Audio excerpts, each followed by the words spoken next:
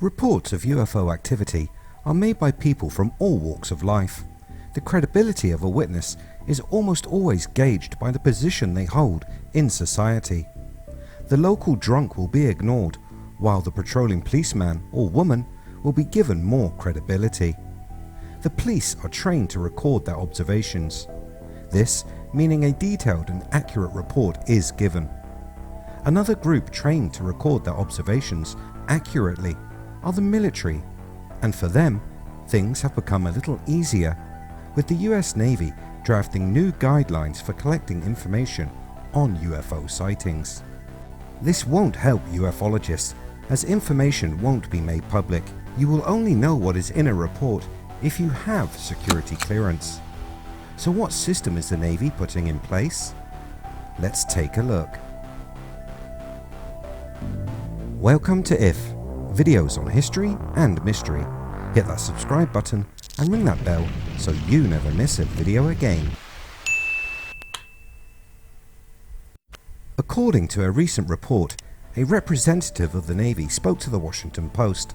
He told the mainstream publication that the reporting of UFOs would fall under privileged and classified information, so that the military aviation safety organizations can preserve the free and honest prioritization and discussion of safety among aircrew.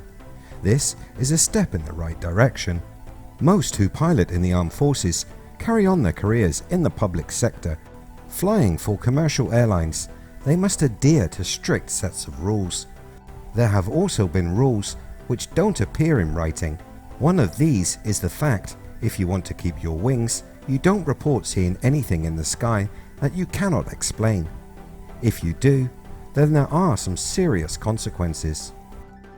One of the most famous cases is that of Japan Airlines. November 17, 1986, a Japanese Boeing 747-200F cargo plane was en route from Paris to Narita International Airport near Tokyo. The crew witnessed two unidentified objects to their left. These objects abruptly rose from below and closed in to shadow the aircraft. Each had two rectangular arrays of what appeared to be glowing nozzles or thrusters, though their bodies remained obscured by darkness. When closest, the aircraft's cabin was lit up and the captain, Captain Taruchi, could feel the heat on his face. These two craft departed before a third, much larger, dish-shaped object started trailing them. The flight's captain signaled air traffic control and thus began the process of making an official report. Captain Taruchi cited in the official Federation Aviation Administration report that the object was a UFO. In December 1986, Taruchi gave an interview to two Kyodo News journalists. Japanese Airlines soon grounded him for talking to the press and moved him to a desk job. This threat of being grounded keeps many pilots from reporting what they see. Could this new system of reporting introduced by the Navy see the status quo of secrecy being lifted, and could this lead to more reported sightings and better investigations into the phenomena? Let's take a look at the new guidelines. The new process for reporting UFOs came in response to unknown advanced aircraft flying into or near Navy strike groups or other sensitive military facilities and formations, according to the Navy. In a statement they said, "For safety and security concerns, the Navy and the US Air Force takes these reports very seriously and investigates each and every report. The US Navy will investigate and catalogue all reports of unidentified flying objects which come from its pilots. This without prejudice or the ridicule that pilots used to face." This may have some of you excited, and it could be seen as another small step closer to full disclosure. Sadly, it isn't. The information the Navy gathers will not be made public, citing privileged and classified reporting that is typically included in such files. Joe Gradisher, a spokesman for the Office of the Deputy Chief of Naval Operations for Information Warfare, said that the Navy expects to keep the information it gathers secret. He provided a number of reasons as to why this is, saying, "Military aviation safety organizations always retain reporting of hazards to aviation as privileged information in order to preserve the free and honest prioritization and discussion of safety among aircrew. Furthermore, any reports generated as a result of these investigations will, by necessity, include classified information on military operations." He concluded his statement by stating, "Therefore, no release of information to the general public is expected." I think that they won't be able to stop reports from being leaked. When pilots leave the service or just feel that they should speak out, they will. We have seen it in the past, and we will surely see it in the future. The recording of UFO activity has been going on for the longest time, and the military has been a big part of it from the start. So the Navy's recent decision to draft formal guidelines for pilots to document encounters with unexplained aerial phenomena comes as no revelation to those of us with an interest in the subject. The Navy has admitted that in late 2017, the Pentagon ran a secret UFO office that spent $22 million over 5 years to collect and analyze anomalous aerospace threats. Funding for the office, known as the Advanced Aerospace Threat Identification Program, or AATIP, officially ended in 2012, though operations continued. This is a public admission to programs that ufologists have long said existed and were ridiculed as conspiracy nuts for saying so. This labeling is something we should pay attention to today. This because social media is clamping down on those that speak out, and they are being named as conspiracy theorists, deplatformed, removed from social media under the vague terminology of fake news. But let's not get off track. What can we expect to see as the Navy rolls this reporting process out?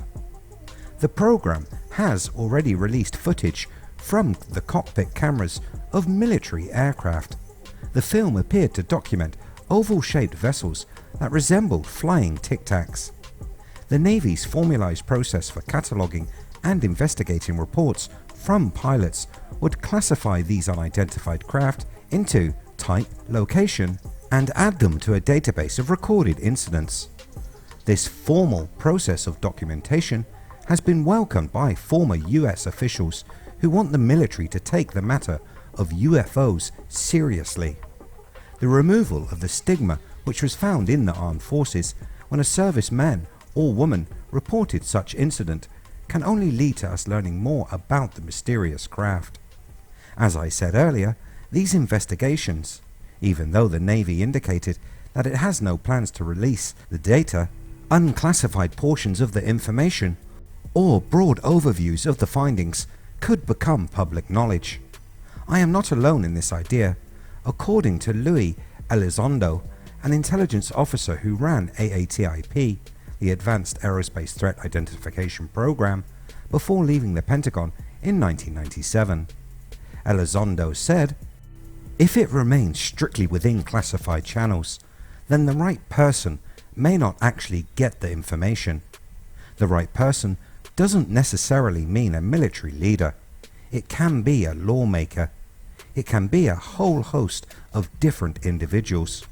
For example, in the future, the Navy theoretically could release broad statistics about the number of sightings and the results of the follow-up investigation without disclosing any classified information. Even if the information isn't made available to the public, it could be reported to Congress." Elizondo now heads up the To the Stars Academy with Tom DeLonge, and they say that 2019 might be the year of full disclosure. Talking with the Washington Post, Elizondo supported the Navy for its policy and taking a public stance, and credited lawmakers working on Capitol Hill for taking the matter seriously. He said that he expected these efforts to lead to more information gathering and sharing at the Pentagon, and ultimately a better understanding of the enigma reported by military pilots. Others also came out in support of the Navy. A man who can be a bit of a divisive figure in the field of ufology, Seth Shostak, said that regardless of the explanation, it's positive that the military is collecting more data, as it could lead to a relevant discovery about technological equipment or activity by a potential enemy. Where would this enemy be from, Seth? Earth or beyond? Seth, then backpedaling, said the military must monitor the sky for advanced technologies from countries like Russia and China. The sightings of unidentified objects, which military pilots have been reporting for decades, could have a more earthly explanation than activity by an extraterrestrial civilization. What do you think? Will this Navy report and classifying of unidentified aerial phenomena lead us to some answers? Will it see the military double down on its classification of secretive technologies, alien or otherwise? Let me know your thoughts in the comments below. If you like what I do here on the channel, hit that red button, like and share. You can catch the latest by searching We Are If. Thanks so much for watching. See you next time.